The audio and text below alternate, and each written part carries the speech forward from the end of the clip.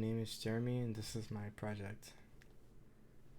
It's a video game accessory company, which here says it's a business that provides video game products, accessories for the right customers, such as controllers, headsets, etc., etc.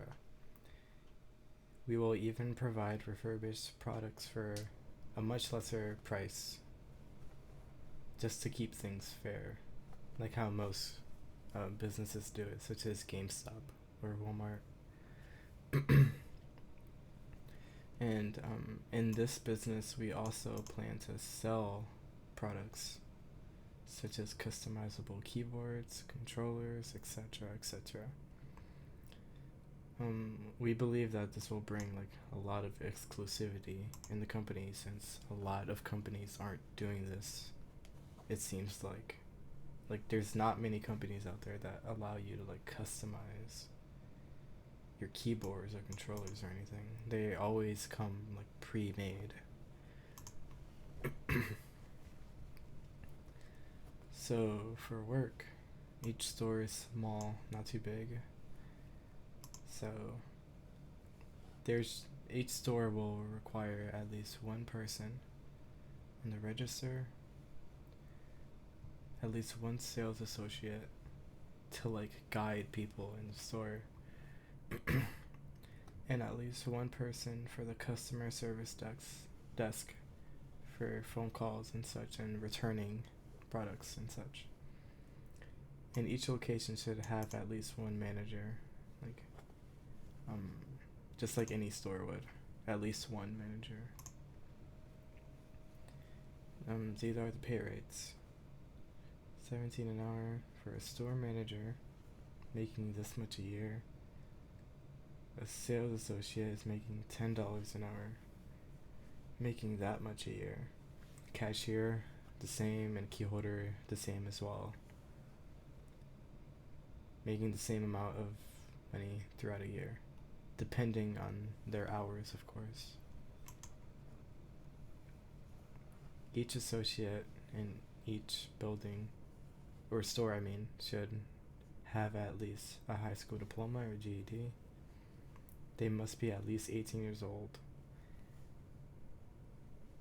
Retail experience is preferred, and video game knowledge is preferred, so they know what they're talking about in terms of speaking to customers and making sure they know what they want, etc., etc. For management, the selected manager for each location has to meet these requirements. So they must perform as standard duties, just like any other retail store. They always have to keep things running timely and efficiently. They must also be required to like screen applicants and hire them and such, and assist in training. Since they're the managers, they should know the whole workaround of the whole place. They should also possess communication skills, so an introverted person would not probably do a less of a good job as opposed to an extroverted person on this. You have to be able to want to talk to people and communicate, especially if it's hard, like firing someone or whatever. Porter's 5 and forces analysis. So for threats of new entrants, that can be prevented by innovating new products and services. So always make sure to keep things fresh. For power of suppliers, this can be tackled by building efficient supply chain with multiple suppliers. So just keeping collaborations and such, like or not collaborations, just making sure you have the right suppliers amongst many. Power of buyers, that can be started off by slowly building a large base of customers over time and innovating new products. Always making sure like things are steady. And since customers always seek discounts and offerings, deals can be provided as well. To always keep the customer happy and aware of what's going on in the store.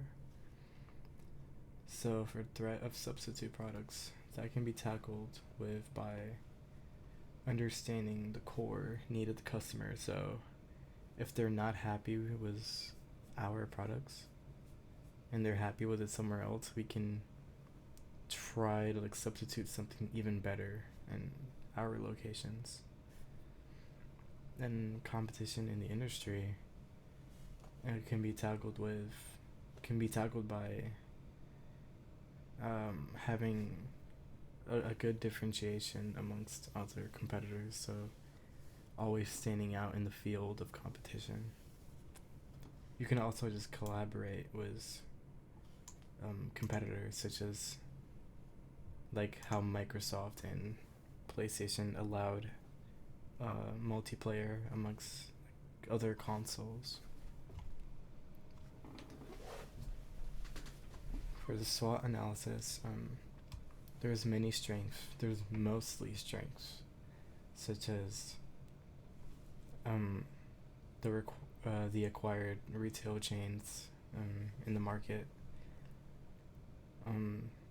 offering the exact products that the customers are looking for, of course, and the exclusivity factors, such as customizable products and such. The only weaknesses I could think of was the business being in its early stages and facing competition. It's mostly like summed up. And opportunities, like video games are always going to be booming, so there will never be a problem with catering to an audience there. And for threats, there's always going to be competition no matter what, so it's we just have to figure out ways to stand out and such.